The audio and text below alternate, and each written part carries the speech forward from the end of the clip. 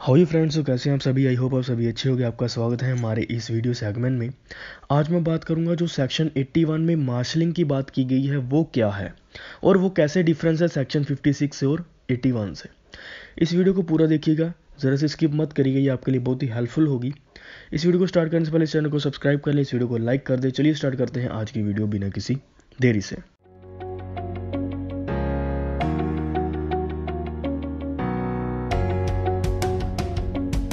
सबसे पहले फ्रेंड्स, अगर आपने मार्शलिंग का मीनिंग आपको नहीं पता तो आप हमारी पिछली वीडियो देख सकते हो जहाँ पे मैंने सेक्शन 56 की बात की थी और मार्शलिंग का मीनिंग बताया था।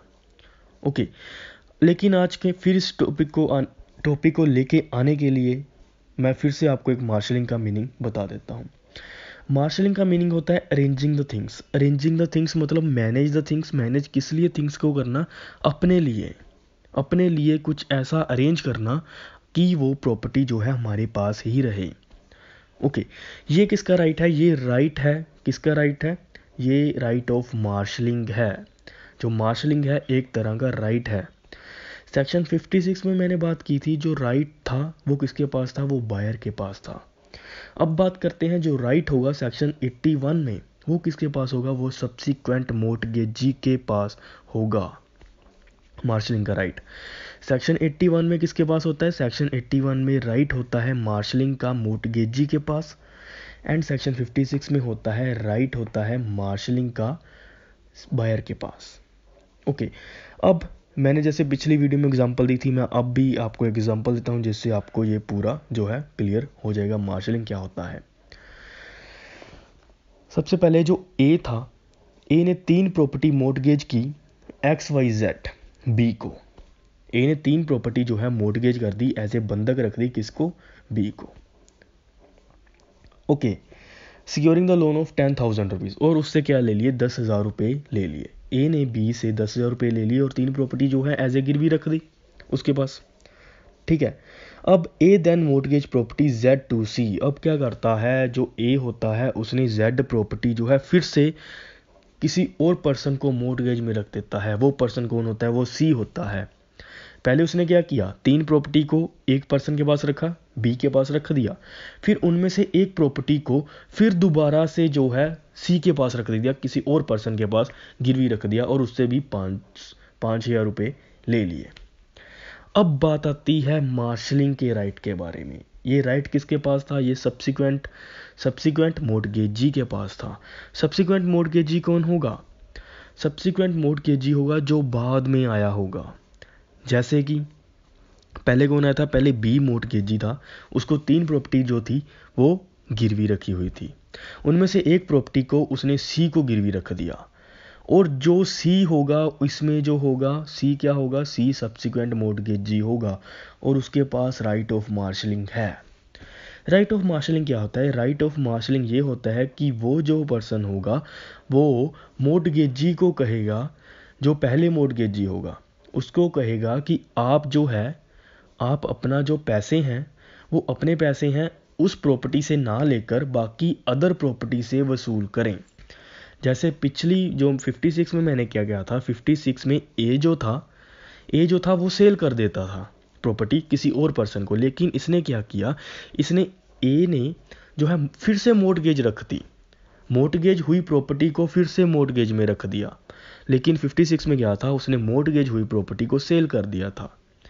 और बायर के पास क्या था? बायर मोर्टगेजी के पास गया कि आप मेरी प्रॉपर्टी से जो मुझे सेल की है उससे आप वसूल लो ना, जो बाकी आपके पास पड़ी हुई हैं अदर 2 प्रॉपर्टीज़ उससे आप जो है पैसे वसूल लो अपने जो रहते हैं आपके। इसमें क्या होगा?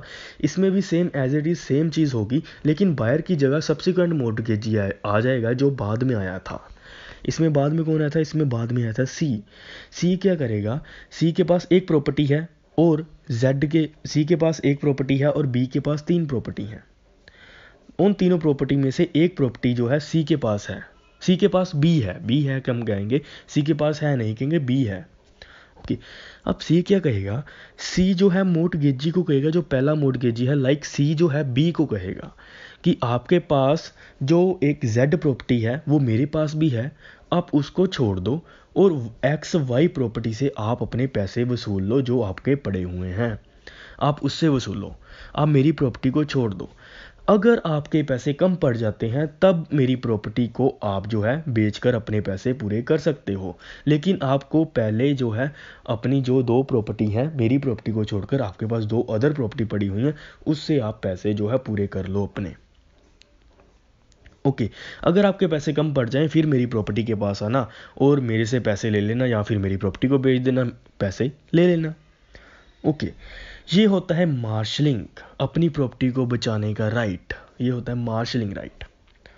ओके फ्रेंड्स, सेक्शन 81 और 56 में ये डिफरेंस है सिर्फ कि सेक्शन 56 में बायर के पास राइट होता है मार्शलिंग का, और सेक्शन 81 में सब्सिक्वेंट मोर्टगेजी के पास होता है राइट मार्शलिंग का।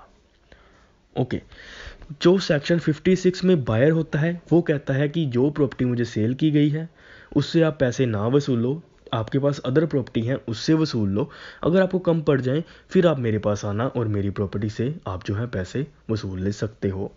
इसमें क्या है, इसमें जो बाद में जिसको बाद में मोर्टगेज की होगी वो जाएगा, पहले जिसको मोर्टगेज की होगी वो प्रॉपर्टी उसके पास जाएगा, उसको कहेगा ये मेरे पास भी है प्रॉपर्टी, आप इससे मत लो, इससे मत पैसे वसूलो अपने, जो अपना 10,000 पूरा करना है उससे मत लो, आप जो 2 प्रॉपर्टी हैं उसको बेच लो और उससे पैसे पूरे कर लो। अगर आपके 10,000 पूरे नहीं होते, कुछ कम पड़ते हैं, तो फिर आप मेरे पास आना, मैं आपको पैसे दे दूंगा, या फिर मेरी प्रॉपर्टी को सोल्ड करके मैं आपको पैसे दे दूंगा। ओके, सो ये है मार्शलिंग का कॉन्सेप्ट। इसमें बस एक बात ध्यान रखने वाली है, इसमें ये आपने ज़रूर लिखना है, satisfy out of property not mortgage to him. Okay, section 81 में बात आती है, ये कहता है बंदा कि आप मेरी प्रॉपर्टी से ना वसूल लो, नोट मस्ट मोर्टगेज डेप्ट must be satisfied out of property which mortgage to him. Okay, वो कहता है आप मोर्टगेज अपना जो उधार है, जो आपने मोर्टगेज के पैसे आपको लेने हैं मोर्टगेजर से, वो आप मेरी प्रॉपर्टी को छोड़ दो। ओके, मेरी प्रॉपर्टी को छोड़ दो, जो मुझे मोर्टगेज की गई है उस प्रॉपर्टी को छोड़ दो। लेकिन जो 56 में क्या कहा था, मोर्टगेज डेप्ट must be satisfied out of property which sold to him. Sold to him मतलब जो उसको बेची गई है उस प्रॉपर्टी को छोड़ दो और बाकी प्रॉपर्टी से वसूल लो। ओके, सो फ्रेंड्स, यही था सेक्शन 81 में मार्शलिंग का कॉन्सेप्ट। आई होप आपको समझ लग गया होगा, और अगर आपको इससे रिलेटेड कोई भी डाउट है please go to the comment box में कमेंट करिए, मैं आपके कमेंट्स का ज़रूर आंसर करूँगा। ओके, इस चैनल को सब्सक्राइब करना मत भूलिएगा, इस वीडियो को लाइक कर दें और अपने फ्रेंड्स के साथ शेयर जरूर करिएगा ताकि उनको भी मार्शलिंग का कॉन्सेप्ट समझ लग सके। लीगल एजुकेशन और नॉलेज लेने के लिए हमारे चैनल को सब्सक्राइब ज़रूर करें ताकि जब भी मैं कोई वीडियो लेकर आऊँ आपके पास उसकी नोटिफिकेशन आ जाए और आप उस वीडियो को देख सकें।